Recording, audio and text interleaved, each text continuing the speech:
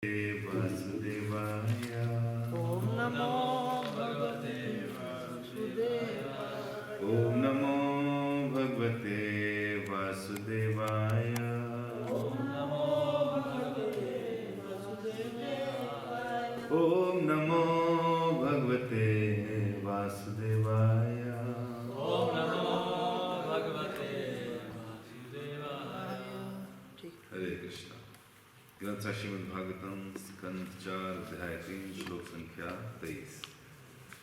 पीछे बोलिए। सत्वं विशुद्धं वसुदेव शाब्दितं यत इष्यते तत्र पुमान् अपावृतः सत्त्वे च तस्मिन् भगवान् वासुदेव अधोक्षज मे नमसा विधीयते। सत्वं विशुद्धं वसुदेव शाब्दितं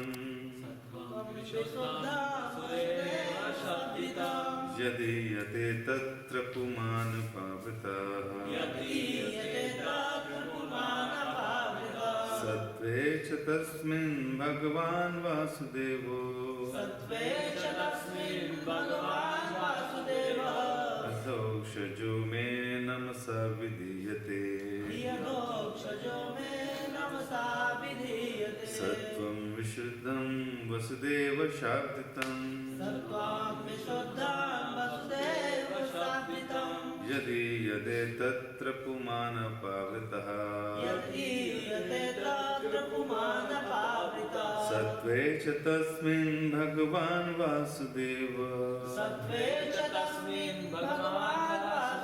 यदौषजो मे नमसा विधीयते। सत्वं विशुद्धं वसुदेव शाब्दितं यदीयते तत्र पुमान् पावृतः सत्त्वे च तस्मिन् भगवान् वासुदेवो यदौषजो मे नमसा विधीयते।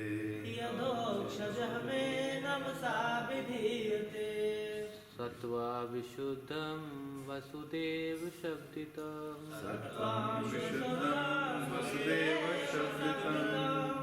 यतम ईयते तत्र पुमान् अप्रवृतं सत्त्वे च तस्मिन् भगवान् वासुदेवः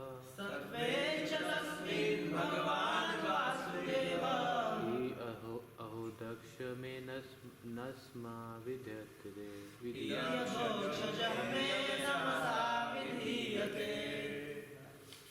सत्वं विशुद्धं वसुदेव शाब्दितं यदीयते तत्र पुमान् पावृतः सत्त्वे च तस्मिन् भगवान् वासुदेवो यदोक्षजो मे नमसा विधीयते। सत्वं विशुद्धं वसुदेव शब्दितं यदीयते तत्र पुमान् पावृतः सत्त्वे च तस्मिन् भगवान् वासुदेवो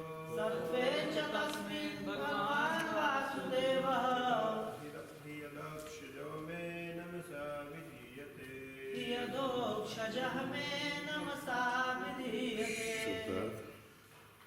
सत्वं चेतना विशुद्धं शुद्ध वसुदेव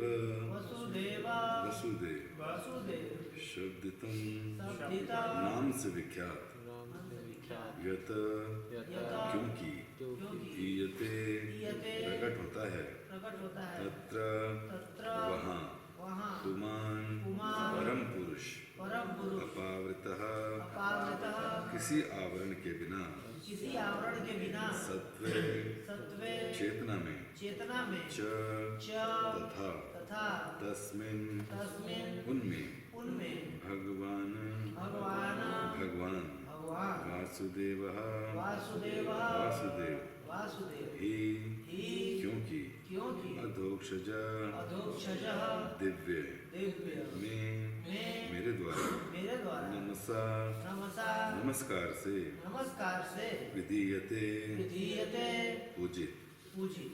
अनुवाद में तात्पर्य श्रील प्रभुपाद जी के द्वारा श्रील प्रभुपाद की मैं शुद्ध कृष्ण चेतना में भगवान वासुदेव को सदैव नमस्कार करता रहता हूँ। कृष्ण भावनामृत की ही सदैव शुद्ध चेतना है जिसमें वासुदेव नाम से अभिहित श्री भगवान का बिना किसी प्रकार का दुराव का अनुभव होता है।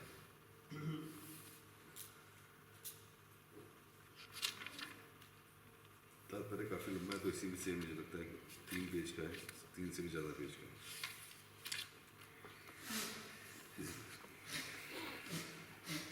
जीवात्मा स्वाभाविक रूप से शुद्ध है, असंगो ही पुरुषा।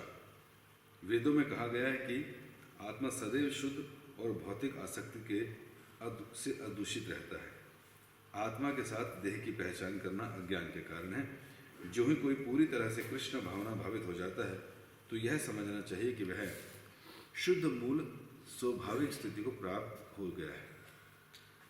यह स्थिति शुद्ध सत्व कहलाती है क्योंकि यह शुद्ध सत्व स्थिति अंतरंग शक्ति के प्रत्यक्ष वश में है। अतः इस स्थिति में सारे सांसारिक कार्य रुक जाते हैं। उदाहरणार्थ, जब लोहे को अग्नि में रखा जाता है तो वह गर्म होता है और जब लाल हो जाता है तो वह लोहा होकर भी अग्नि के समान कार्य करता है। इसी प्रकार जब तांबे में से बिजली प्रवाहित होती है तब वह तांबे की भांति कार्य नहीं करता, वह बिजली की भांति कर्म करता है। भगवद गीता 14.26 में भी कहा पुष्टि हुई है कि भगवान की अमिश्रित भक्ति करता है जो वह तुरंत ही शुद्ध ब्रह्म पद को प्राप्त हो जाता है। तो यहाँ पर सबसे पहले तो भगवान शिव जो हैं, कल के संदेश देने के बाद जब उन्होंने बताया कि हे तरुणी भावे, निसंदेह मित्र तथा स्वजन वहाँ खड़े होंगे, स्वागत करेंगे, नमस्कार करेंगे, अभिवादन करेंगे, किंतु जो दिव्य पद पर उठ चुके हैं वे प्रबुद्ध होने के कारण ऐसा सम्मान प्रत्येक शरीर में वास करने वाले परमात्मा को ही देते हैं, देह अभिमानी पुरुष का नहीं। तो उन्होंने बोला कि प्रणाम किसको किया जाता है, प्रणाम का असली अधिकारी कौन है? हर एक व्यक्ति के जीव के शरीर में उपस्थित भगवान। और भगवान को देख कौन सकता है? जिसने आत्म साक्षात्कार या भगवत साक्षात्कार कर लिया है। जिन लोगों को अभी ये साक्षात्कार नहीं हुआ, जिनकी कभी कभार लाइट जलती है कि चलो जी भगवान है, चलो जी आत्मा है, तो वो फिर क्षीण पड़ जाती है। अपावृतम, ढक लिया जाता है मटेरियल कंडीशंस के द्वारा, मटेरियल कंडीशंस के द्वारा ढक लिया जाता है। तो जिनकी कंडीशनिंग जितनी ज़्यादा है वो भगवान से उतना दूर है। इसलिए चैतन्य महाप्रभु ने शिक्षा में कहा चेतो दर्पण मार्जनम भव महादावा अग्नि। पहले चित्र की दर्पण का मार्जन करना पड़ेगा। इस चित्त पर जन्मों जन्मों से बार बार जन्म लेते हुए हमारे इतने संस्कार छप चुके हैं, इतनी वासनाएं इसके अंदर हैं, कर्म के इतने फल इसके अंदर संचित हैं कि हम लोग कभी प्योर कॉन्शियस में काम कर ही नहीं पाते। इसलिए जब हम लोगों को पूर्व जन्म में प्राप्त अधिकार या गुण या कर्मों के फल जो प्राप्त होते हैं या उसके अकॉर्डिंगली जब हम कार्य करते हैं तो लगता है जैसे कोई और ही हमें चला रहा है। क्यों? क्योंकि इतने कर्म पीछे कर लिए गए हैं कि जो अपने संचित फलों के हिसाब से हम लोगों को प्रेरित करते हैं गुण, और उस पर्टिकुलर फल को दिलाने के लिए वहां पहुंच जाते हैं। जैसे कंडीशनिंग होने के कारण, जैसे हमने बात करी चित्त के ऊपर उसकी धूल की, तो प्रभुपाद जी इससे एग्जाम्पल कई जगह लेते हैं तो जब जैसे जैसे हमारी धूल हटेगी तो हम लोगों को चेहरा दिखाई देगा। तो अगर अभी नहीं दिखाई दे रहा ना खुद का चेहरा ना भगवान के साथ कुछ दिख रहा है तो इसका कारण क्या है? हाँ, धूल अभी है। जैसे एक बार एक एग्जाम्पल में इस ग्रेस गौरांग को बोल रहे थे कि गाड़ी में चलते हुए एक बार व्यक्ति ने पेट्रोल भरवाया तो सामने देखा, सामने वाला व्यक्ति जो है गाड़ी साफ भी कर रहा है फ्री में, वाइपर चलाता ना गाड़ी के मिरर के ऊपर, तो उसके बावजूद जो है दाग नहीं हट रहा था। तो उसने कहा ठीक से लगाओ, उसने दोबारा लगाया तो उसको समझ नहीं आ रहा, बाहर से हटा भी तो भी नहीं था, उसको लगा कि अंदर तो नहीं है ये, तो कोशिश करी अंदर शीशे पे मारा, फिर अपने खुद कपड़ा मारा, लेकिन तब भी नहीं हटा। तो वाइफ ने कोनी मारी, कहती है अपने चश्मे पे लगाओ ये जो काला है ये दोष अब चश्मे में आया हुआ है, तुम्हें लग रहा है सामने मिरर पे है, और उस व्यक्ति को बार बार डांटे हुए सफाई नहीं करता था। तो क्या मतलब हुआ? मिरर तो साफ करना है लेकिन किसका? अपना करना है। ये चेतो दर्पण अपना करना है। तो चित्त पर जब तक कंडीशनिंग है तब तक हम ठीक ढंग से देख नहीं पाएंगे, और यही कारण है हमारे जीवन में सबसे बड़ा जो है उसको क्या कह सकते हैं, दूषीकरण का। क्या कारण है? किसका कारण है वो? नहीं, वो तो 15 मिनट पहले की बात है, अभी बोल रहे हैं। दूषीकरण हमारे उस पर है, किस पर? चित्त पर, हमारे चश्मे पर। तो चश्मे पर वाइपर लगाना पड़ेगा, है कि नहीं? चश्मे को साफ करना पड़ेगा, और चश्मे को साफ कर भी लिया लेकिन बाहर से कर, अंदर से नहीं करा तो भी प्रॉब्लम है। और पता चल चश्मा बिल्कुल साफ है लेकिन आंखों के अंदर आ रखा कैटरेक्ट, तो व्यक्ति को सबसे पहले ये पता होना चाहिए कि हमारी समस्या कहाँ पर है। ठीक तो तब करेंगे ना। डॉक्टर के पास जाकर हम थोड़ी बोलते हैं डॉक्टर साहब शर्म आ रही है, आप मेरे को बस कंधे की दर्द ही तो होता है तो कंधे की दे दो दवाई। अरे दर्द तो कहीं हो रहा भाई, तो वहाँ का बता रहे हैं। तो इसका मतलब क्या हुआ कि जब तक हमें अपना दुख नहीं पता चलेगा, अपनी कंडीशन नहीं पता चलेगी किस डिग्री की और कहाँ पर है, तब तक सफाई करना थोड़ी। जैसे एक व्यक्ति के पास सोने की अंगूठी घूम गई, अब सोने की अंगूठी घूम गई, भैया 2 तोले की अंगूठी थी, बड़ी दिक्कत हो रही, ढूंढ रहे नहीं मिल रही। तो दोस्त आया, कहता मैं मैल करूँ, कहते यार मत पूछो, कहते मैल करूँ, कहते क्या हो गया, कहते अंगूठी घूम गई मेरी, कहते कहाँ घूम गई, कहते वो उधर, कहते तो यहाँ पे ढूंढ रहे, कहते यार लाइट है ना इसलिए ढूंढ रहा हूँ। इसका मतलब क्या होगा? जहाँ लाइट है वहाँ अंगूठी ढूंढोगे या जहाँ घूमिए वहाँ ढूंढोगे? हाँ, तो हमारे साथ क्या है कि समस्या कहाँ पर है, हम वहाँ पर नहीं हिट कर रहे, हम हिट कहीं और कर रहे हैं ढूंढने के लिए। तो इसीलिए जब सबसे पहले मालूम होना चाहिए कि हमारी कंडीशनिंग कहाँ है, कितनी है, किस डिग्री की है।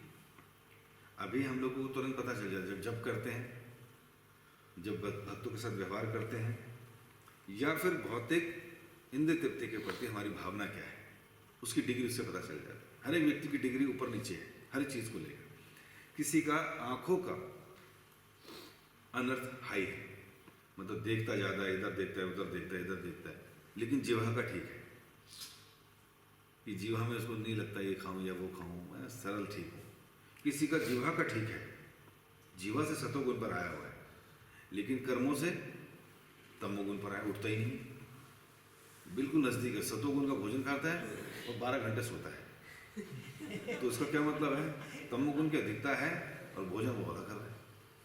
नो डाउट कि जो सतोगुण का भोजन करेगा तो गुण बढ़ेगा उसका, लेकिन पता होना चाहिए कि क्या चीज़ है। तो हर एक व्यक्ति की जो इंद्रियां हैं, कर्म इंद्रियां जो, तो कोई व्यक्ति किसी में माहिर हो सकता है, किसी का इंद्रियों का नियंत्रण अच्छा हो सकता है, लेकिन दूसरी इंद्रिय खराब हो सकती है, किसी की दूसरी खराब हो सकती है, तीसरा प्रॉब्लम हो सकता है। तो सबसे पहले पता होना चाहिए कि हमारी समस्या क्या है। और कंडीशनिंग जो हमारी है, बताते हैं जब तक ये कंडीशनिंग हटेगी नहीं तब तक साक्षात्कार नहीं होगा, ना आत्म साक्षात्कार होगा ना भगवत साक्षात्कार होगा। लेकिन यहाँ पर शिव जी कह रहे हैं मुझे है, क्योंकि मैं अपने हृदय में परमात्मा का दर्शन करता हूँ, दूसरे के हृदय में परमात्मा का दर्शन करता हूँ, और जब प्रणाम करता हूँ तो उन्हीं परमात्मा को, उन्हीं वासुदेव को प्रणाम करता हूँ। ये है क्लियर विजन, इसको बोलते हैं क्लियर विजन। अगर क्लियर विजन नहीं होगा तो व्यक्ति क्या करेगा? सबको देहात्म बुद्धि पर देखेगा और खुद भी देहात्म बुद्धि में रहेगा। इसलिए प्रभुपाद जी ने बात यहाँ से शुरू करी कि किस प्रकार असंगो ही पुरुष। वेदों में कहा गया कि आत्मा तो परम शुद्ध है, अभी परम शुद्ध है, सच्चित आनंद का बना हुआ है, तो इसलिए ये जो संज्ञाएं दी जाती हैं, भटकती आत्मा, परेशान आत्मा, दुखी आत्मा, ये सब गलत है। या कंटैमिनेटेड सोल, ये केवल इसलिए बोल दिया जाता है क्योंकि सोल और जो शरीर या उसका जो मन है वो इतना क्लोज है कि अगर कोई व्यक्ति दुखी है तो इसलिए बोल दिया जाता है भटकती आत्मा या परेशान आत्मा या दुखी आत्मा, जबकि आत्मा सदैव सत, चित और आनंद रहती है। उसको इस भौतिक जगत की कोई भी दूषीकरण या कंडीशनिंग उसको टच में नहीं कर सकती। यही बात जब राजा रहुगन और भक्त जड़ भरत के बीच में घटना घटी, बातचीत हुई, तो उन्होंने भी एक दूसरे को ये समझाने की कोशिश करी। उन्होंने कहा यार ठीक, अगर आत्मा कंडीशन नहीं है, आत्मा को कुछ नहीं होता, इस संसार से उसका कोई लेना देना नहीं है, तो फिर भी कुछ तो होता है। कहते क्या होता है? कहते जब हम कुकर में खाना बनाते हैं, चावल बनाते हैं, एग्जाम्पल दिया, तो क्या होता है?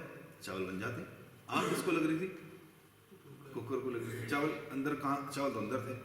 तो इसका मतलब जब पतीला गर्म होता है या कुकर गर्म होता है तो अंदर के चावल बन जाते हैं। उसी तरह अगर शरीर में भी दुख या कष्ट या मन को आ रहा है, इसका मतलब आत्मा को भी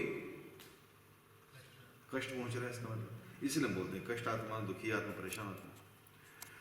तो इसी के साथ एग्जाम्पल और दिया जा रहा है। कहते नहीं नहीं नहीं, इसको और ढंग से समझो, क्योंकि भौतिक एग्जाम्पल क्या होते हैं, अपने आप में पूर्ण नहीं होते। तो कह रहे हैं कि जिस प्रकार एक व्यक्ति स्वप्न में जब रात्रि में सोता है तो स्वप्न देखता है, और उस स्वप्न में वो क्या देखता है कि शेर उसका पीछा कर और चिल्लाता है, भागता है, दौड़ता है, पसीने पसीने हो जाता है कि नहीं? लेकिन जैसे ही नींद खुलती है तो वो संकट, वो दुख, वो परेशानी, वो चिंता तुरंत समाप्त हो जाती है, क्योंकि वो कहीं और बैठा है, तो सारा दुख समाप्त हो गया। तो इस प्रकार बताया जा रहा है कि नहीं, आप ये मत बोलिए कि आत्मा को कुछ हो। आत्मा को का लंबा हो जाता है समय यहाँ रहने का। श्रील प्रभुपाद जी तीसरे अध्याय के 27वें श्लोक में बोलते हैं कि हो सकता है किसी व्यक्ति को इस भौतिक जगत में इंद्रिय तृप्ति करने में आनंद आ रहा हो। ऑब्वियसली जब तक देहात्म बुद्धि में है तो उन इंद्रिय तृप्ति के विषय में आनंद आता है। कुछ खाता है तो उसको अच्छा लगता है कि नहीं? तो इसका मतलब क्या हुआ कि हो सकता है किसी को यहाँ पर इंद्रिय सुख करने में, इंद्रिय तृप्ति करने में मजा आ रहा हो। प्रभुपाद जी कहते हैं लेकिन इसका मतलब यह है कि वो अपनी आत्मा का अर्थात अपना समय इस संसार में सफरिंग के लिए और बढ़ा रहा है। More you enjoy, more you suffer, but soul never suffers. Then who suffers? The time of जो आत्मा का जो समय है इस संसार में रहने का वो बढ़ जाएगा। समझ पा रहे? किस तरह से बढ़ जाएगा? क्योंकि शरीर के द्वारा, मन के द्वारा जो कर्म हो रहे हैं उन कर्मों का बंधन है, और उन बंधन के चक्कर में आपको यही रहना पड़ेगा। आत्मा के अंदर सत, चित, आनंद का जो गुण है, जिस तरह से भगवान के अंदर है, प्रेम है, सब कुछ है उसके अंदर, भगवान के प्रति आनंद भी, वो आत्मा वही एग्जिबिट करना चाहती है। आत्मा वही चीज करना चाहती है जो भगवान के साथ रहकर करना चाहती है, दास के रूप में सब कुछ। लेकिन उसके पास जो इक्विपमेंट्स है वो कंटामिनेटेड है, इसलिए सारी चीज गलत हो रही है। जैसे आंखों पर चढ़ा हुआ ये चश्मा, ठीक है कि नहीं? जौन सा रंग का चश्मा चढ़ाओगे वही रंग दिखाई देगा। धब्बे इस पे लगे हैं तो धब्बा दिखाई देगा। उसी तरह आत्मा निश्चल पवित्र है, सब कुछ है, लेकिन मन के ऊपर जो कंडीशनिंग है उसकी वजह से उसमें दोष है। इसलिए आत्मा को सदैव शुद्ध बोला गया है। जिस प्रकार पानी के अंदर घी की बूंद डालो और पूरा दिन मिलाते रहो तो नहीं मिलती, उसी प्रकार आत्मा भी इस भौतिक कलमश से हमेशा अछूती रहती है। लेकिन जो भगवान की इंफीरियर एनर्जी है, भिन्ना प्रकृति अष्टधा, जो 8 इंफीरियर एनर्जी के एलिमेंट्स हैं, भूमि, जल, अग्नि, वायु, आकाश और मन, बुद्धि और अहंकार, ये जो हैं ये आत्मा के साथ रहते रहते ये जो शरीर है, जो सेटल बॉडी, इसको अपना ही मान लेता है, खुद ही मान लेता है कि पूरा शरीर में, और वो कारण, वो कंडीशनिंग हम लोगों को मुक्त नहीं होने देती इस संसार से। इसलिए हम देखते हैं कि किसी भी व्यक्ति को उसकी नेचर है, दुख पसंद नहीं है। किसी को पसंद है? आपने देखा कभी कोई मंदिर है और जोर जोर चिल्ला रहा हो भगवान के सामने, भगवान आज घर में आग लगा दो, है ना, भगवान आज मेरे घुटना तोड़ दो, नहीं बोलता ऐसा। आज मेरी L4 L5 में प्रॉब्लम कर दो, नहीं बोलता, लेकिन होता है। इसका मतलब क्या है कि जो आत्मा है, जो जिसको ये शरीर प्राप्त हुआ है, वो व्यक्ति इस संसार में देहात्म बुद्धि में रहने के कारण इन्हीं सब चीज़ों का प्रमाण बैठता है। ये मुझे हो रहा है, मेरे साथ हो रहा है, उपाधियों पे उपाधियाँ जुड़ती जा रही है, और यही उसका कारण है संसार में बने रहने का। तो व्यक्ति को चाहिए कि अपनी इस कंडीशनिंग के ऊपर वो क्या करे, काम करे। अन्यथा क्या होगा, जितना लंबे समय तक वो एंजॉय करने की कोशिश करेगा, वो इतने समय तक उसको यहाँ पर रहना पड़ेगा। हम एग्जांपल दे रहे थे घी और तेल का, है ना, पानी का और घी का, नहीं जुड़ता, नहीं मिलता इसके साथ कुछ भी, लेकिन उसके बावजूद शरीर और मन के द्वारा होने वाले प्रभावों से प्रभावित रहना पड़ता है। किस रूप में? उसका समय लंबा हो जाता है, अन्यथा उसको टच में नहीं करता। तो इसलिए प्रभुपाद जी कह रहे हैं कि अगर कोई व्यक्ति ज्यों ही कृष्ण भावनामृत के संग में आएगा, शुद्ध आत्मा लगातार उसके साथ घर्षण करेगा, अर्थात श्रवणम कीर्तनम विष्णु स्मरणम, अपनी इंद्रियों को, अपने मन को जो कंटैमिनेटेड है, अशुद्ध है, ऋषिकेन ऋषिकेश, अपनी इंद्रियों को, अपने मन को पूर्णतः भगवान में लगा देगा, उनसे वो सब क्रियाएं करेगा जिससे कि आत्मा और इंद्रियां और मन जो शुद्ध हो, तो क्या होगा, कुछ समय के बाद प्यूरिफाई हो जाएंगे। इसलिए एग्जांपल दे रहे हैं प्रभुपाद, जैसे लोहा अगर अग्नि में रख दें, अभी तो लोहा है वो, कुछ देर के बाद गर्म हो जाएगा, लेकिन कुछ ज़्यादा लंबे समय तक रखने पर वो अग्नि के रूप में परिवर्तित हो जाएगा, अब वो अग्नि का काम करेगा। इसको बोलते हैं सिद्धि प्राप्त होना, अर्थात उन्हीं इंद्रियों को, उन्हीं सब चीज़ों को शुद्ध कर दिया, और इस प्रकार से वो एक ही हो गए, आग और लोहा वे एक हो गए, है ना। इसी तरह कई बार मायावादी भी एग्जाम्पल देते हैं कि जब भगवान की भक्ति करते हैं, उस परम निराकार की भक्ति करते हैं, तो हम एक हो जाते हैं, उसमें तदात्म्य हो जाता है, हम उसके अंदर एकत्व प्राप्त कर लेते हैं। उनका भाव ये रहता है समझाने का। जबकि यहाँ पर खाली इतना समझाया जा रहा है कि जब व्यक्ति भगवान जो परम शुद्ध है, शुद्ध सत्व में रहते हैं, क्योंकि तमोगुण, रजोगुण, सतोगुण ये तीनों बंधन के कारण है, तीनों बंधन के कारण। आप अपने हाथ पैर चाहे लोहे की छड़ से, लोहे की संगल से बांधो, चेन से, चाहे चांदी की चेन से बांधो, और चाहे 22 कैरेट गोल्ड की चेन से बांधो, बंधन तो बंधन है। कई बार हम लेक्चर में पूछते हैं नए लोगों से, कौन सी चेन से बंधना पसंद करोगे? उनको लगता है सोने के बोल देते, बाद में खोल ही देंगे, बाद में सोना हमारा हो जाएगा इसलिए सोना चूज करते हैं तो लेकिन ये तीनों की तीनों क्या हैं? बंधन है।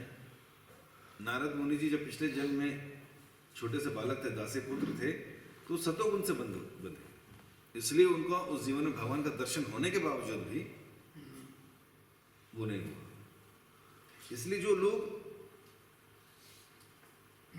इस संसार में जब जीवन यापन करते हैं, तो कोई भी व्यक्ति चाहता नहीं मुझे दुख हो, मुझे कष्ट हो, इसलिए हर व्यक्ति रिलीफ चाहता है, छुटकारा।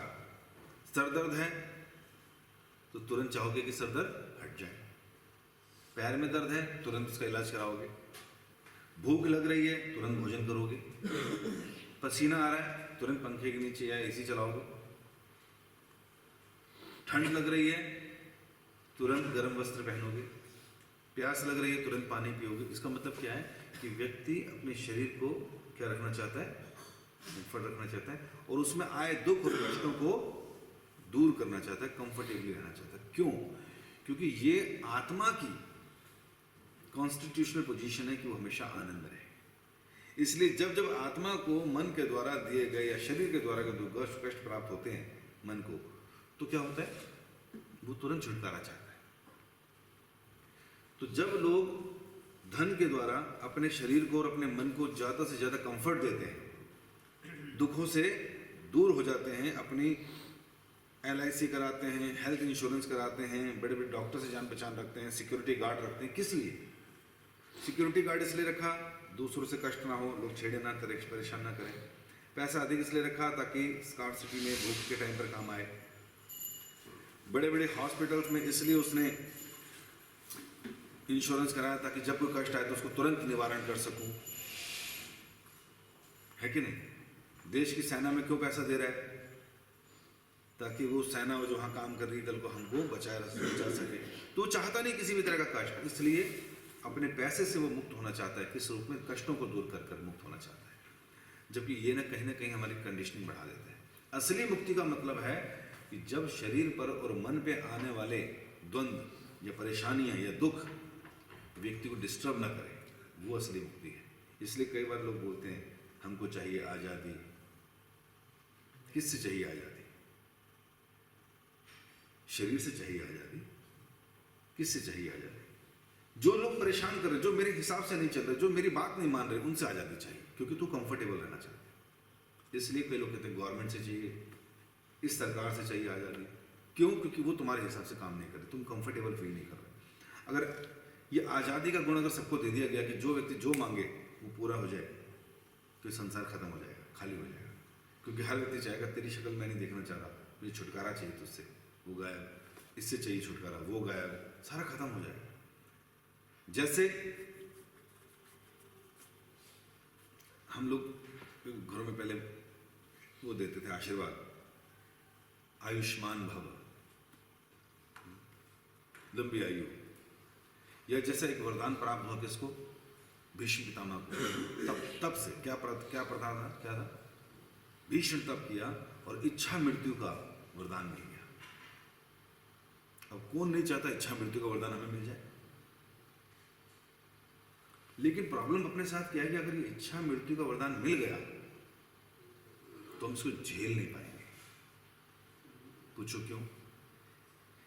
ये मिलते ही संसार खाली हो जाएगा। जैसे कि एक बार एक व्यक्ति को वृंदावन गया, यहाँ सारे कल्प वृक्ष लगे।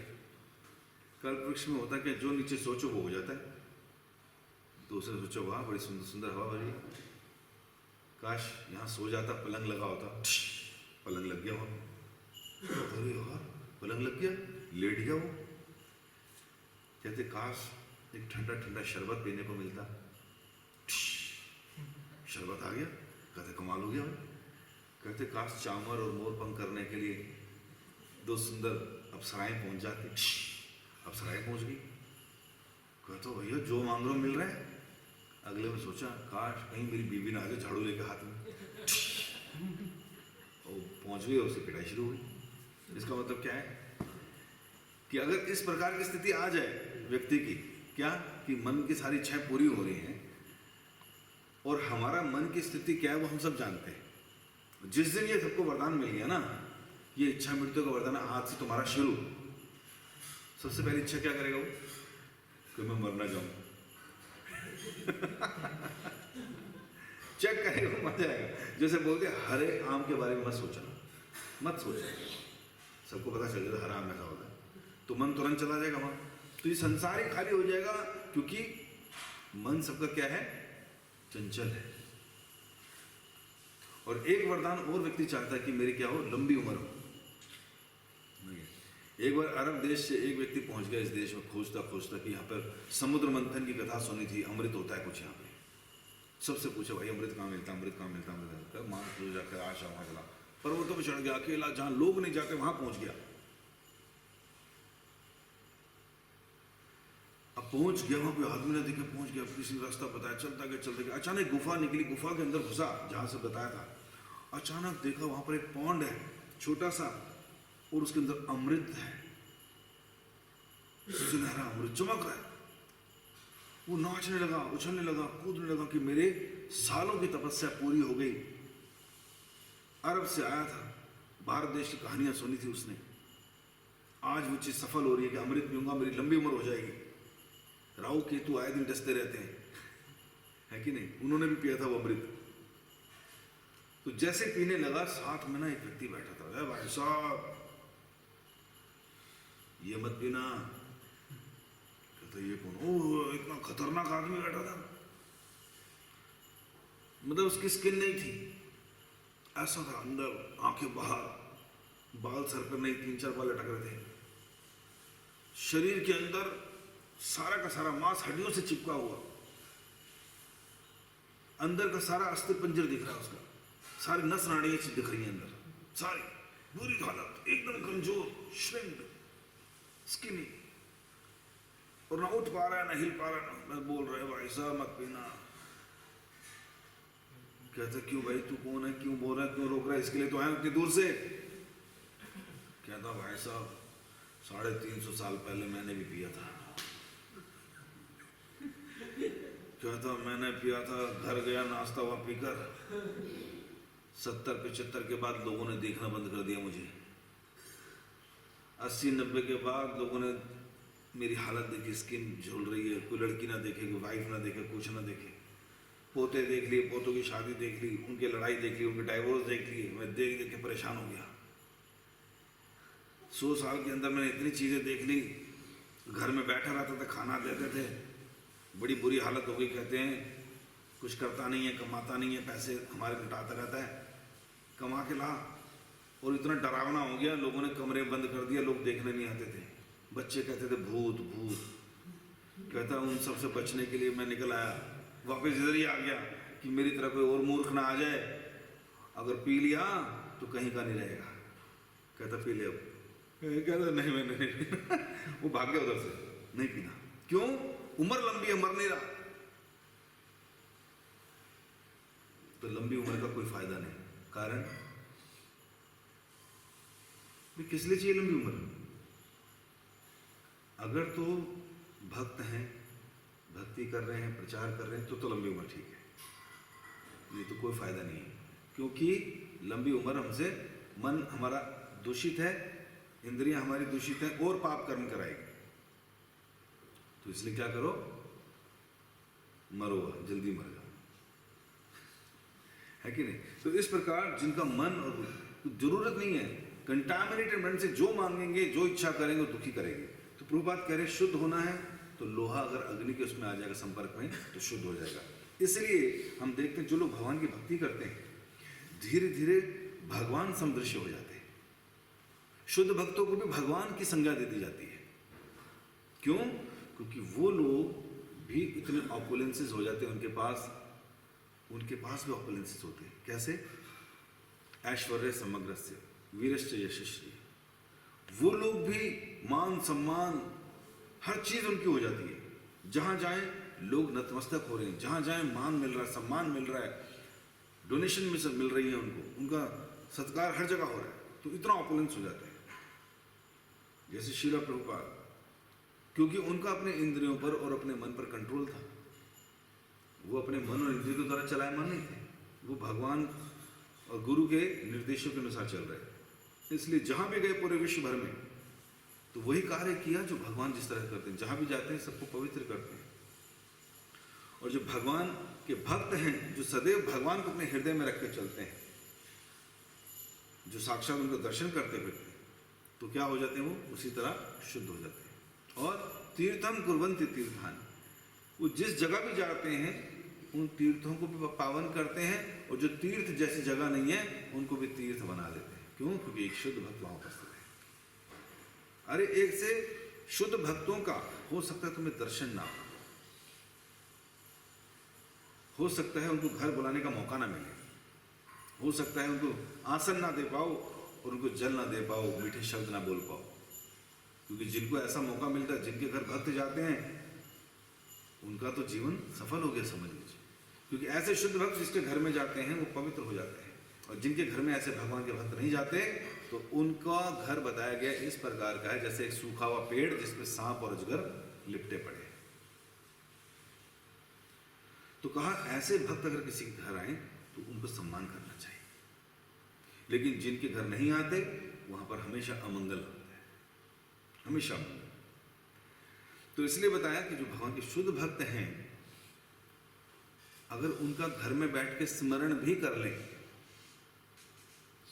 उनका चिंतन भी कर लें, उनके क्रियाकलापों के बारे में सोच लें, उनके बारे में सोच लें, तो भी वही फल मिलेगा जो उनका सत्कार का मिलता। उससे तो सत्कार का फल कितना मिलेगा तो भूल पूछ।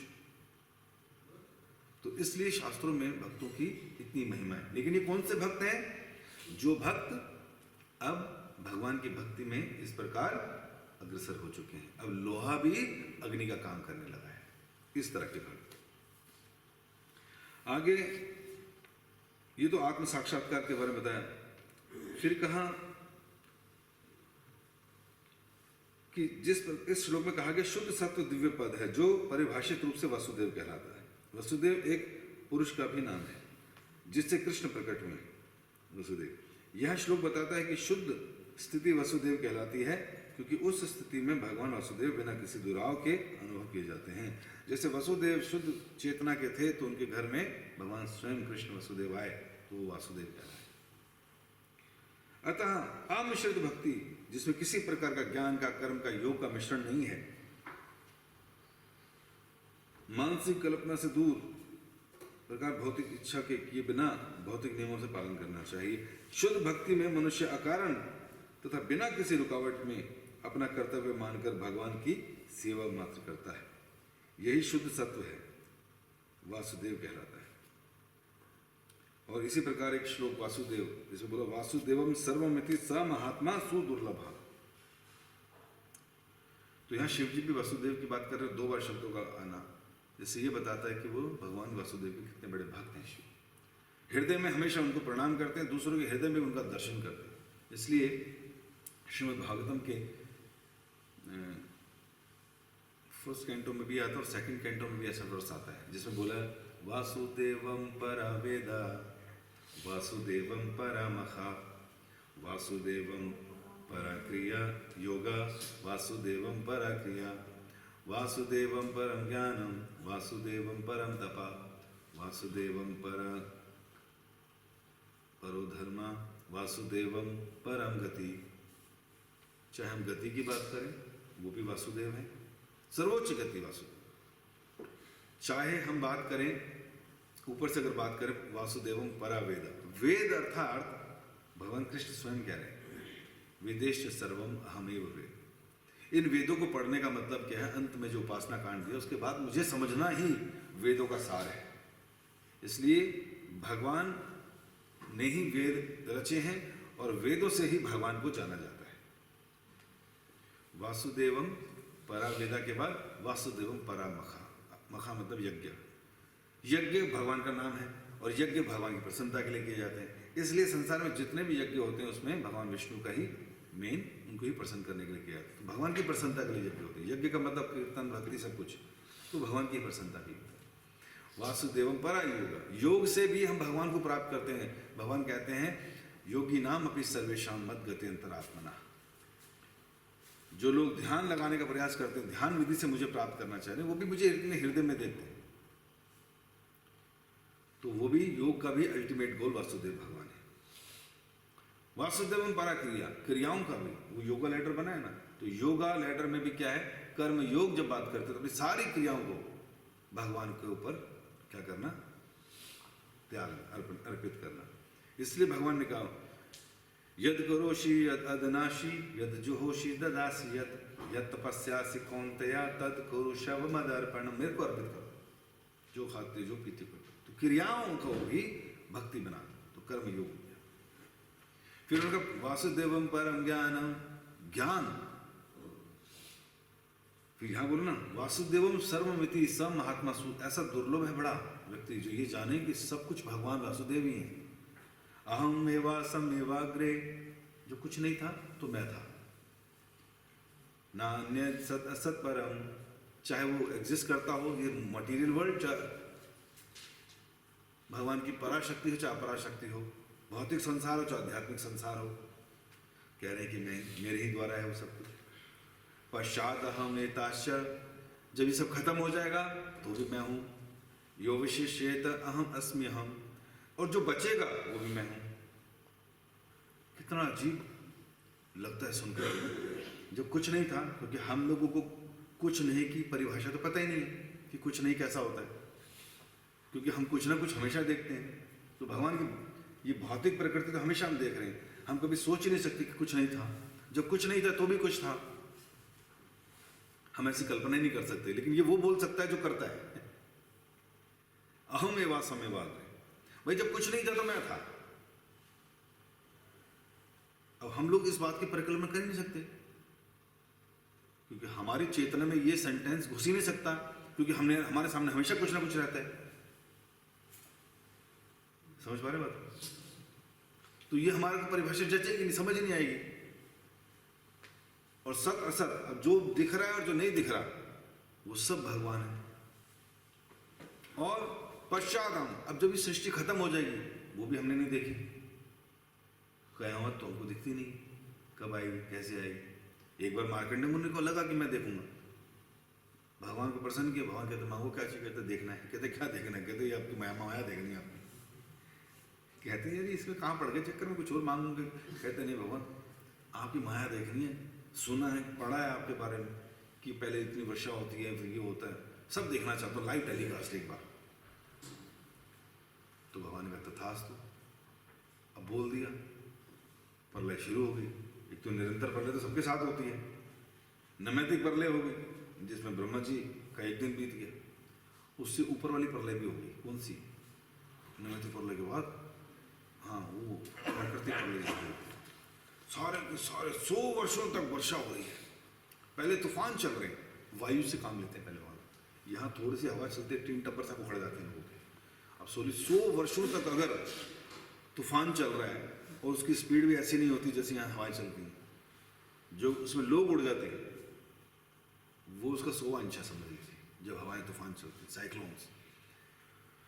और तूफान जो है उफान मारता समुद्र की लहरों के साथ, तो सब कुछ बहा देता है। अब क्या है, 100 वर्षों तो पहले तूफान चला, तो जिन जीवों को हवा से परेशानी थी वो सारे मर जाते हैं, ठीक है। उसमें धूल मिट्टी उड़ती है, बुरी हालत हो जाती है। अब इतनी हवा में गैस चूल्हा चलेगा तुम्हारा? हाँ? जो ये हमने इनोवेशन किए है कि हम ऐसे खाएंगे और वैसे खाएंगे, तो नहीं उगा सकता कुछ। अब वो गैस चूल्हा नहीं जल सकता, लकड़ी नहीं जला सकता, तो भूखा मरेगा। लेकिन कुछ ऐसे लोग हैं जो भूखे नहीं मरते, उनको मालूम फल गिरेगा, फल खा लूंगा, घास खा लूंगा, लकड़ी खा लूंगा, है कि नहीं? तो भगवान क्या करते हैं फिर? 100 वर्षों तक वर्षा करते हैं। अब वर्षा मतलब यहाँ पर 4 घंटे लगातार वर्षा हो जाती है, तो दिल्ली अस्त व्यस्त हो जाती है। मुंबई में पानी घरों में घुस जाता है। उड़ीसा जो है भगवान के चरणों तक पानी आ जाता है। कब? जब 2-4 दिन बरसात ज़्यादा होती है, बाढ़ आ जाती है, पानी जगह ही नहीं अंदर जाने के आगे। अब क्या हुआ, मतलब 100 वर्षों तक आ रही है। अब सोचिए क्या होगा।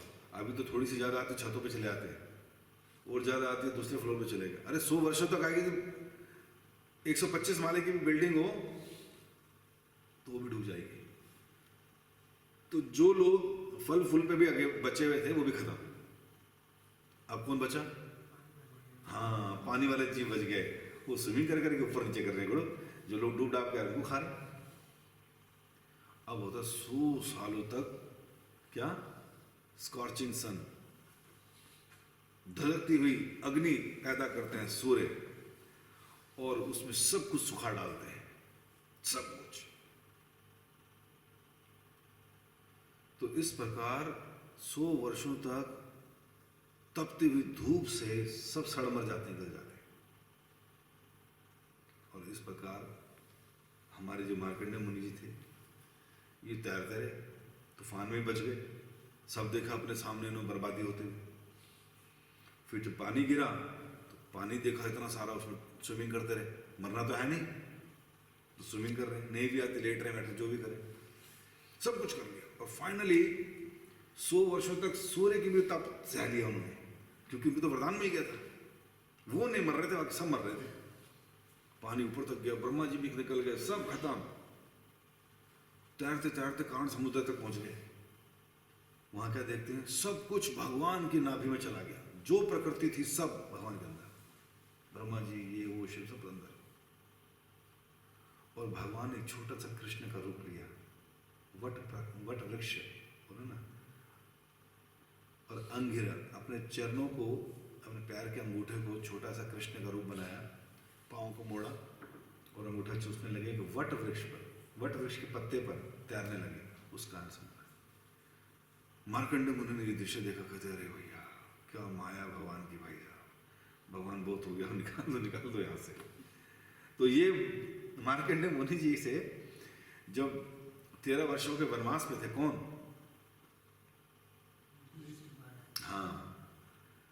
जब ये अपने भाइयों के साथ थे तो मार्कंडेय मुनि मिले थे उनको। तो जैसे भगवान राम ने वनवास के टाइम पर सारे साधु संतों को, जितने ऋषि मुनि, जितने आश्रम, जितनी जो जो चीज़ की सारे क्वेश्चनिंग करी थी, सबके आंसर लेते गए, शफा में कथन चलता रहा। उसी तरह जब युधिष्ठिर भैया अपने भाइयों के साथ जा रहे थे तो इन्हें भी जो ऋषि मुनि इत्यादि मिलते थे उनसे भी कथा सुनते थे। तो मार्कंडेय मुनि मिले एक बार, कहते महाराज सुना है आप चिरंजीवी हैं, और ये भी पता चला कि भगवान ने आपको वरदान दिया था, और हमें ये भी पता चला कि आपने सारी प्रलय देख ली है, कयामत की वो रात भी देख ली है जिसमें जो जो होता है। कहते हाँ देख लिए। तो कहते भगवान हमें बताओ ना क्या क्या हुआ, और ये भी बताओ कि अब हम द्वापर युग में हैं, अब आने वाले कलयुग में क्या क्या होने वाला है। कहते ठीक है सुनो। तो पहले तो ये लीला बताई हमने कि कैसे तूफान, बरसात और धूप और भगवान का कौन सा रूप देखा, और फिर बोला कि देखो कलयुग आने वाला है, और कलयुग में क्या होगा, भाई भाई का हत्यारा हो जाएगा, लोग एक घर की छत में नहीं रह पाएंगे, झूठ हावी हो जाएगा, धर्म रोज नीचे गिरने लग जाएगा, शारीरिक शक्ति खत्म हो जाएगी, विवाह जो है केवल इंद्र तृप्ति की भावना से रखे जाएंगे कि भाई तुम जो सेटिस्फाइड करते हो तो ठीक है, नहीं तो जयराम जी। सुकृति के बेसिस पर लोग इकट्ठे रहेंगे बिना विवाह के, लोगों की उम्र जो है 10-20 साल तक रह जाएगी, उम्र के साथ साथ हाइट कम हो जाएगी, 9 साल में 10 साल में लड़की गर्भवती हो जाएगी, 20-30 साल के लोग नानी दादी हो जाएंगी।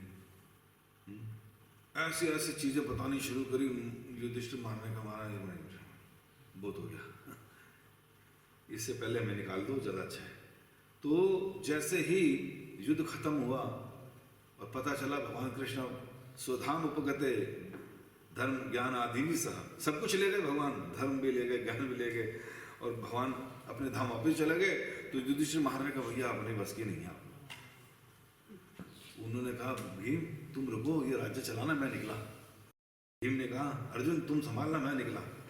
अब नकुल सहदेव तुम वो भी निकल पड़े, सब निकल के अपना तुरंत कपड़े बदले, कहते हम क्या करेंगे यहाँ पर भाई। समझदार व्यक्ति, इसलिए प्रभुपाद जी कहते थे this material world is not for gentleman, ये सज्जन पुरुषों के लिए नहीं है जगह। अब जितने लोग हैं सब दुर्जन हैं। क्यों? क्योंकि युधिष्ठिर महाराज नहीं रुके और चले गए, उनको था कि हम भगवान के बगैर कैसे रह सकते हैं। तो इस प्रकार बता रहे वासुदेवम पर क्रिया, क्रियाओं का फल मिलता है, लेकिन सारी क्रियाओं का फल अगर भगवान को अर्पित करते हैं। वासुदेवम परम ज्ञानम, ये ज्ञान है सत्य कि वासुदेव भगवान कृष्ण ही सब कुछ है, उन्हीं से सब कुछ निकलता है। इसलिए उन्होंने बोला अहम एवा समग्र, जो बचेगा वो भी मैं बचूंगा। हम तो भगवान के बोली हुई शब्दों को सोच भी नहीं सकते क्या मतलब है इनका, क्या समझाने की कोशिश कर रहे हैं। फिर कहा कि वासुदेवम परम तपः, तपस्याओं का अल्टीमेट गोल भी भगवान है। ऋषभ देव ने अपने 100 पुत्रों को बोला तपो दिव्यम पुत्र का ये न सकते, तपस्या करो, ये मनुष्य जन्म इसके लिए मिला है, ये भोगों के लिए नहीं मिला। कुत्ता गधा घोड़े की तरह जीवन भर करते रहे संसार भर में, पशुओं की भांति जीवन जीने के लिए नहीं मिला। तपो दिव्यम पुत्र का ये न सकता, तपस्या करो। तपस्या लोगों को मुश्किल लगती है, वास्तव में भक्तों के लिए तपस्या मुश्किल नहीं है, ये तो नेचुरल होना चाहिए। हमसे ज्यादा तपस्या तो बाहर के संसार के लोग करते हैं। उनसे पूछो, इतनी सी इंद्रिय तृप्ति के लिए, बच्चे की तोतली भाषा सुनने की, स्त्री के साथ सुख के लिए, पति को अंगुली में घुमाने के लिए, भोगों के लिए, थोड़े से कंफर्ट्स के लिए, इतने से चपल सुख के लिए माया की चप्पल खाने के लिए तैयार है। लेकिन इतने से सुख के लिए क्या तपस्या करता है? पहले तो जैसे कपिल भगवान ने बताया माता के गर्भ में शिशु को कितने कष्ट होते हैं, फिर बताया जब बाहर आता है उससे पहले भगवान से प्रार्थना करता है कि तुम्हारा भजन करूंगा। भजिबो बलिया ऐसे संसार भीतरे, भूलिया रही ले तुम्हें अविद्यार घरे। माता के गर्भ में 7वें महीने में खूब प्रार्थनाएं करी, क्योंकि भगवान ने 100 जन्म याद दिला दी पीछे। और अब उसने प्रार्थना करी, भगवान बस बाहर निकल दे, आपका भजन करूंगा। बाहर निकला, विस्मृति होगी, अब जिम्मेवारी थी माता पिता की उसको याद दिलाने की, बेटा तो अभी प्रार्थना करके आया है, ये लिखी तेरी प्रार्थना भागवतम के इस कैंटो में, तो ये प्रार्थना करके आया। घर में बड़े बड़े शब्दों में फ्लैक्स लगा के लगाने चाहिए इसको कि मैं ये प्रार्थना करके आया था, तभी तो याद रहेंगी कि बस भजन करूंगा आप ही का करूंगा। लेकिन माता पिता क्या लगा देते हैं, पोस्टर लगा देते उसका, माइकल जैक्सन बन, द किंग ऑफ पॉप, तो ये बन, तो वो बन, है ना। पापा कहते हैं बड़ा नाम करेगा, है ना। किस में नाम करेगा, भौतिक उपाधियों में नाम करेगा। तो हम लोग पोस्टर वो लगा देते हैं, फिर व्यक्ति उसी तरफ मुड़ जाता है, उस तरफ मुड़ने के बाद वापस फिर नहीं आ पाता, इतनी लंबी चला जाता है। तो फिर कष्ट है, बचपन में स्कूल पढ़ना नहीं चाहता, फिर पढ़ना पड़ता है। कई जगहों पे दर्द हो रहा है, डॉक्टर को बता नहीं पाता, माता पिता को बता नहीं पाता, और इतनी तरह के सब्जेक्ट्स को पढ़ाए जाते हैं जो जीवन में काम नहीं आने, सारे अज्ञानता के सब्जेक्ट हैं। किसके? हाँ, ये अज्ञानता में डिग्री लेते हैं हम लोग। हम पूछते हैं किस फील्ड में लिए डिग्री, तो सारी अज्ञानता है। अज्ञानता मतलब वो चीज़ें जो हमें कृष्ण से या भक्ति से या जीवन के लक्ष्य से दूर करती है। तो इस संसार में जितनी भी चीज़ें हम करते हैं, जो भी शिक्षा लेते हैं, जो भौतिक शिक्षा 5 तत्वों से बनी है, या मान लीजिए 8 तत्वों वाली भी शिक्षा ले ली, साइकोलॉजी में पढ़ ली है, लेकिन ये सारे क्या इन्फीरियर एनर्जी है भगवान की, जिसका कोई लेना देना नहीं स्पिरिचुअलिटी से, ये सुपीरियर एनर्जी से। तो 8 तत्वों से बना ज्ञान, 8 तत्वों के लिए बना ज्ञान, और 8 तत्वों से में समाहित ज्ञान सब अज्ञान है। तो ज्ञान क्या है? तो कौन से अध्याय में बताया भगवान ने ज्ञान?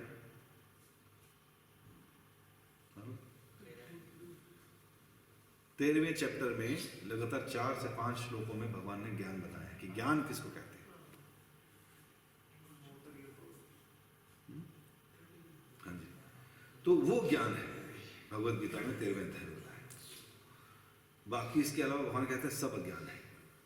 तो अपने सब्जेक्ट भी चेक कर लेना, जो पढ़ते हैं ना, देख लेना कि भगवान ने बोल तो नहीं दिया, हिस्ट्री केमिस्ट्री सब पढ़ते हैं तो भगवान ने कहा मेरे हिसाब से ये यही ज्ञान है, भगवान के हिसाब से ये ज्ञान है, इसके अलावा कहते हैं सब अज्ञान है। तो जो हम डिग्री इकट्ठी कर रहे हैं, जो टाइम वेस्ट कर रहे हैं, जो लगे हुए संसार में, नहीं वो जो डिग्री नहीं, जॉब नहीं लगेगी, जॉब नहीं लगेगी, पैसे नहीं आएंगे, पैसे नहीं आएंगे, शादी नहीं होगी, शादी में बच्चे नहीं होंगे। जब ये सब नहीं था तब क्या था? तब भी तो हो रहा था। जब हाँ हो तो रहा था। अरे लॉकडाउन अब नहीं हो रहा क्या सब? हाँ नहीं हो तो रहा है। तो कहने का क्या मतलब है, ये अज्ञानता की तरफ बढ़ गए, इसलिए कहा परम ज्ञान है। तो ज्ञान असली क्या है? भगवत भक्ति। फिर कहा परम तपा, तप मतलब, हाँ तप पे बता रहे थे हम कि चपल चुप के लिए कितना तप कर रहा व्यक्ति। पहले तो डिग्री लेने तक का तप, उसको जॉब लग जाए तो सुबह 5 बजे 6 बजे उठना, नहाना धोना, फिर 7 बजे मेट्रो पकड़ना या कार में बैठना या अपनी कैब का इंतजार करना, 2 से 2.5 घंटे ट्रैवल करना। बसों में देखते हो ना कैसे पड़े होते हैं लोग, ऐसे सो रहे हैं, बुरी हालत। गाड़ी में जाते सो रहे हैं, वापसी में आते सो रहे हैं। फिर 8 से 10 घंटे जॉब। कंपनी का ऑनर कहता है यहाँ आने का तो टाइम है, जाने का नहीं है कि नहीं भैया, करना कर, नहीं तो आगे चल और आ जाएंगे। नहीं सर मेरा पैकेज 1 लाख का है। वो कहता है भैया तेरे जैसे मैं तेरे पैकेज के बराबर 4 पैकेज वाले रख लूँगा, 25 हज़ार दूंगा उसको, मैं 4 लोग रखूँगा, तेरे को क्यों रखूँगा? वो कहता है अच्छा तुम मुझे गधा बोलोगे, निकम्मा बोलोगे, बेवकूफ़ बोलोगे, कहोगे 6 बजे पहुँचूँगा, कहोगे 9 बजे जा, 9 बजे जाऊँगा, बट सैलरी साफ टाइम पर दे।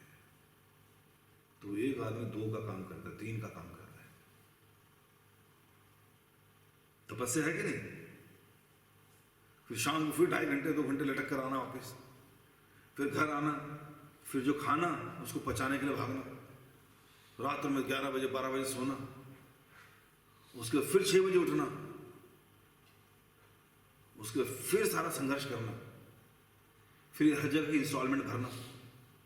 उसकी चक्कर यार गाड़ी भी तो ली थी उसकी इंस्टॉलमेंट है, वो मकान भी लिया था उसकी इंस्टॉलमेंट है, वो बच्चों को पढ़ाई करा रहे हैं उसकी इंस्टॉलमेंट है, वो LIC भरनी है उसकी इंस्टॉलमेंट है। हाय हाय मैं इंस्टॉलमेंट ही भरता रहूँगा, करता रहा, चारों खाने चित, तपस्या देखो। और उसके चलते भक्तों को क्या तपस्या करनी है? वही 6 घंटे सोना है जितना वो सो रहा है, लेकिन पॉजिटिवली एंगेज्ड है, हो सकता है कोई बोले नहीं एस्केपिस्ट हो आप, तो हट गए निकल गए। एस्केपिस्ट ठीक है जी, हम एस्केपिस्ट हैं। भाई आग लगी हुई है, हर व्यक्ति आग में कूद रहा है, तुम आग से बच गए, तुम्हें कहेंगे एस्केपिस्ट हो तुम। हाँ भाई मैं एस्केपिस्ट हूँ, तू कूद ले आग में, है ना। संसार दावा नल लीड लोग, तू कूद ले। सब छत से कूद रहे हैं, कुएं में गिर रहे हैं, और तू क्यों नहीं कूद रहा? एस्केपिस्ट है। हाँ जी मैं एस्केपिस्ट हूँ, तू कूद ले। अब बोले लोग सर आप तो जिम जाते थे, 56 का सीना था, जाओ रोड पर। नहीं ये डंडे पड़ते। अच्छा एस्केपिस्ट हो, घर में क्यों बैठे हो? तो संसार के संकटों से, कष्टों से, बिना बेवजह सफरिंग से बचने को एस्केपिस्ट नहीं करते, उसको समझदारी कहते हैं, उसको समझदारी कहते हैं। नहीं तुम्हारा क्या कंट्रीब्यूशन है समाज के लिए? ओ भाई हम जो कंट्रीब्यूशन कर रहे हैं ना, तुम तो खराब कर रहे हो समाज को। तुम्हें देख देख के बच्चे भी यही कर रहे हैं। तुम इंजॉय करते हो, क्लब्स में जाते हो, मांस खाते हो, शराबें पीते हो, सिगरेट पीते हो, तुम्हारे बच्चे भी वही करते हैं, जल्दी फूकते हैं कलेजे उनके, सबके मर जाते हैं, निकल जाते हैं। तुम्हें देख देख के संसार सीख रहा है कि नहीं, गलत पहुंच रहा है। तो तुम जो लोग कर रहे हो, संघर्ष कर रहे हो, तुमसे अच्छा हम लोग क्या कर रहे हैं? पॉजिटिवली एंगेज है, पॉजिटिवली कंट्रीब्यूट कर रहे हैं। कैसे कंट्रीब्यूशन है जी तुम्हारा? भाई तुम लोगों संसार में तुम गाड़ी चलाते हो, दुखी हो, परेशान हो, सब लोग एक दूसरे को नफरत की नज़रों से देखते हो। हम ऐसे लोग खड़े क्रिएट कर रहे हैं, नफरतलेस, क्या बोलते उसको, एनवीलेस, है ना, एंगरलेस। कौन व्यक्ति ऐसे लोगों के बीच में नहीं रहना चाहेगा जिसके अंदर गुस्सा ना हो, जिसके अंदर एनवियसनेस ना हो, जो कंपटीशन की भावना ना रखता हो, जो कह रहे जी पहले आप ले लो जी कोई दिक्कत नहीं है, जो सम्मान करता हो दूसरों का, अपने सम्मान की इच्छा ना करता हो। कौन व्यक्ति ना रहना चाहेगा इनके बीच में? तो हम लोग जो मांसाहार नहीं करते, नशा नहीं करते, वैध संबंध नहीं रखते, ऐसे लोगों की फौज क्रिएट कर रहे हैं। तो कितना बड़ा कंट्रीब्यूशन समाज के लिए। भाई समाज में 500 लोग हैं, 500 लोग में से 500 लोग पाप कर रहे हैं, तो मच गया शोर। 500 में से 10 हमने ले लिए, 10 को ठीक कर दिया। अब कितने कर रहे हैं?